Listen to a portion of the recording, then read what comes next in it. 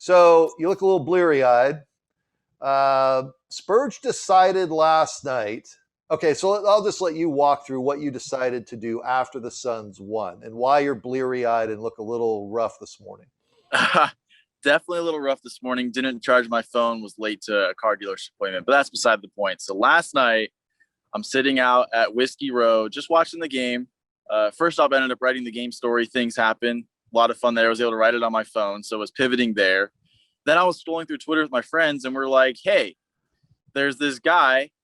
I believe it's Bird Gang Travel, and he follows like all the Arizona sports teams and their travel schedule. And he posted that there's going to be the flight's going to land at like 10:42 p.m. at Sky Harbor, kind of in the private section where all the nice people fly and all the private jets come in, all the private planes. And he wanted fans to go out. And I was thinking, I'm like, okay, I know this is a Suns town. I know anyone that's not in Denver that's diehard is going to want to be there. I want to check it out and just see what it's like. I wasn't sure if there'd be 10 people. I wasn't sure if there'd be 1,000 people. Yeah. I don't know what the number was, but it was probably a lot closer to the 1,000 than it was to 10. And so I went there and just took my camera to get some photos and used my phone to take some videos and just kind of capture the moments of everyone just going crazy for the Suns team. That is so awesome. I got up this morning. I actually was thinking about it last night because back in the day, yeah, you go to the airport and it started out with like a couple hundred fans and then it would grow and grow and grow and it became a thing. So you have a lot of video from last night. I think to me, when I saw what you got with DeAndre Ayton, where Ayton stood up out of the car. So what was he driving? He wasn't driving, was he? He had a driver, right? Or was it him that just parked and stood up out of his car? Yeah, he had a driver. His girlfriend was hanging outside, or assuming his girlfriend or whoever was there was hanging outside the window getting video of him. There's a video that he posted like from his perspective of it. He was the last one, so maybe he kind of knew what was going on and decided to add some flair and really get the crowd going. That seems like DeAndre Ayton. That's kind of part of who he is. He loves interacting with fans. So that was pretty cool. I was amazed that he could fit through the sunroof. I was like shocked when I saw that happen. I didn't think a 7-footer is going to come through the sunroof of their car. But he had his Rolls Royce. There was plenty of space for him to do it. So I guess that helps. And yeah, that was really cool. Monty Williams was the first one to come out. Yeah. And people were just like berating his car and he had no problem with it. He was talking to people and fist bumping kids. And there was little kids being interviewed by all the news stations after because they got to touch someone's fist. And it was just like everyone was just having a good time. Cops kind of gave up on keeping people away from the cars eventually. Yeah. Because most of the players were pretty cool about it. Yeah. What stood out to you most of the guys driving? Like, was there a car like I would not have expected this player to be driving this when you're down there in the middle of it all? Or did you not even have time to think about that? Yeah, I honestly didn't have too much time to think about it. I mean, I guess I wasn't that shocked, but a lot of people were that Devin Booker wasn't driving because most of the players were driving except for DeAndre Ayton and then Devin Booker. Devin Booker he was in the back seat. He had his driver and then his dog, Haven.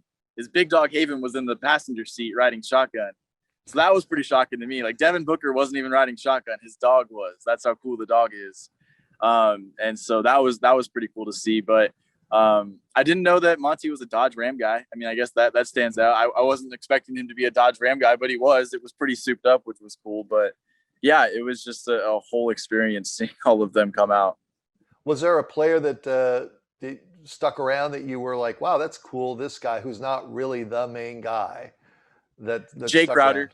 Jay Crowder. Jay Crowder stuck around. Yeah, he stuck around. I can see that though, can't you? I mean, I love Jay Crowder's grit. From the day they signed him, it's like, okay, this is a badass. They need badasses on this team. But he's a cool dude. It seems like when he's off the court, even when he's on the court, how he handles himself.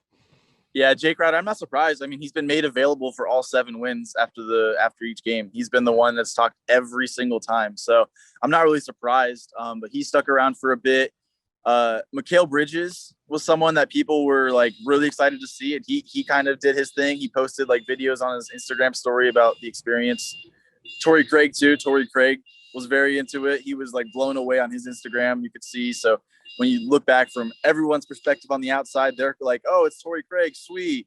And then from his side, inside the car, he was like, wow, that's really cool. Also, sorry about whatever car that is. Oh, don't worry about it. Don't worry about it. It's live, you know. It's the way it works. Spurge is with us. Spurge was at the Suns last night.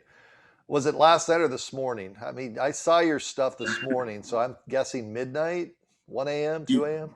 Yeah, we got out of there a little after midnight. The flight was supposed to land at 10:29 when we first heard about it. By the time we got there, it was 11:29. So whatever happened at the runway, delays happened. That's flying.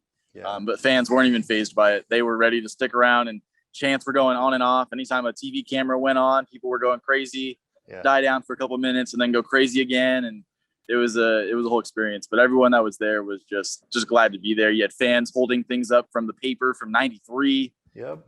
Back, last time they were really this relevant. I know there was a couple playoff runs here in the 2000s, but that's really the last time that a lot of them said they felt like the whole community was around this team. And so they're feeling that again. Yeah, the cool thing I think from seeing your video is we're seeing kids, because when you stink for 10 years, you're losing a whole generation. And so now there's these people that were in there, the kids that were like 4 the last time the Suns were in the playoffs. Now they're 14. They're in high school. They haven't experienced any of this. And so I saw a lot of kids out there last night, and I love that part of it. Do you want the Clippers or Utah, Spurge? Who do you think's the better matchup? I don't think it's necessarily going to matter. You're either going to have Donovan Mitchell you got to take care of, or you're going to have Kawhi Leonard you got to take care of. I think Utah plays a more similar brand of basketball to the Suns. They're not as deep, but they play a more similar brand. The Clippers are hit and miss. They're either the best team in the NBA or a middle of the pack team, depending on how Kawhi is feeling that day. So I think, honestly, if you're the Suns, you don't really care who that is. I know that's kind of the cliche kind of cop-out answer, but yes, I don't it is a cop-out really answer, care. but that's okay. Yeah, I don't think they really care, but home court's nice. So the Clippers would be a good matchup. Home court's always nice. All right. That was a great job you did last night. And the fact that you're spun back around and you're getting things done. This is how it works in the business. You have a huge story, and then you got to find time to go get a car done or whatever. So get out of here. Good work. I'll see you soon. All right. Thanks, Brad.